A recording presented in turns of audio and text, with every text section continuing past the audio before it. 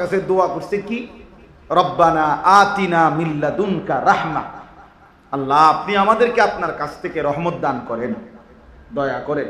ওয়া হাইয়্যি লানা মিন আমরিনা রাশাদা, আমরা এখন কি করব, আমাদের পরবর্তী পদক্ষেপ আপনি সহজ করে দেন, আপনি বাতলাইয়া দেন, আমরা কোন দিকে যাব, কি করব, নিজেদের ঈমান হেফাজত করব কেমনে, আর এই কওমের জাতির ঈমান ফিরাবো আনবো কেমনে, তাদেরকে আপনার দিকে ফিরাবো কেমনে, আমনে বলে দেন, আমনে পথ দেখায়া দেন।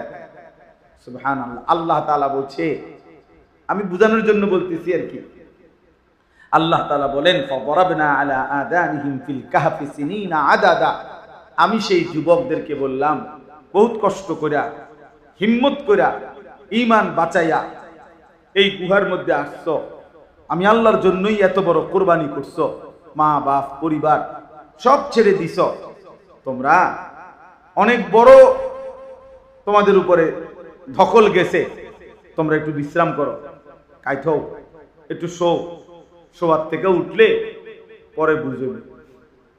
তো ওরা যেন কাত হয়ে শুইছে, আল্লাহ তাআলা এক টানা 309 বছরের জন্য ওদেরকে ঘুম পাড়ায় দিয়েছে। সুবহানাল্লাহ। ওয়া লাবিসু ফি কাহফিহিম 300 ওয়াজদাদু 9, এই না আছে কোরআন।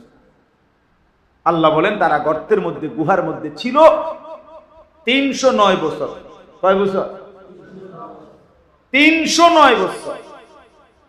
ডান বাম কাত হইছে, মানুষে যেমনি ঘুমায়, যে কেউ তাকাইলে বুঝতো যে সদা এরকম। তো এখন প্রশ্ন হইল, আল্লাহ বলেন আরে তারা তো চাইছিল আল্লাহ আমাদের পথ বাতলাই দেন, আমরা কি করবো, কেমনে জাতিকে সংশোধন করবো, কেমনে নিজেরা ঠিক থাক, আল্লাহ তা করে কি করাই দিল, ঘুম পাড়ায় দিল।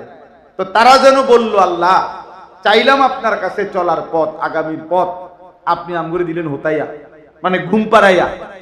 কথা বুঝেন? আল্লাহ তাআলা বলছেন যুবক, তোদের হিম্মত, তোদের ঈমান, তোদের সাহসী উচ্চারণ আমার এতটা পছন্দ হয়েছে, তোমরা ঘুমাও, তোমাদের পক্ষ হয়ে পুরা জাতির সংশোধন আমি আল্লাহই করে দিচ্ছি। ফলে 309 বছর পরে ঘুম থেকে তুলে আল্লাহ তাআলা বলেন যাও এবার এলাকায় হাঁটো, গিয়া দেখো। ওরা গিয়া দেখে গোটা জাতি তখন ঈমানদার, বাদশাহ ঈমানদার। যুবকের হিম্মতে ঘর বদলে যায়, সমাজ বদলে যায়, দেশ বদলে যায়, রাষ্ট্র বদলে যায়। হ্যাঁ, রাষ্ট্র বদলে যায়। এই জন্য সর্বশেষ কথা এটাই, প্রিয় নওজোয়ান ভাই, যাদের ফিকিরে, যাদের মেহনতে এই মাহফিলের ইন্তজাম হয়েছে, আল্লাহ যদি আবার কখনো সুযোগ দেয়, যেহেতু আমার দেরি হয়েছে, আবার কখনো আসার আমি চেষ্টা করব। আজকে এতটুকুই কথা। প্রথম কথা এটাই, জীবনের সব বিষয়ে আমরা এটা ভাবতেই হবে যে আমাদের আল্লাহর ফয়সালাই কি হয়, কার্যকর হয়। কার ফয়সালা?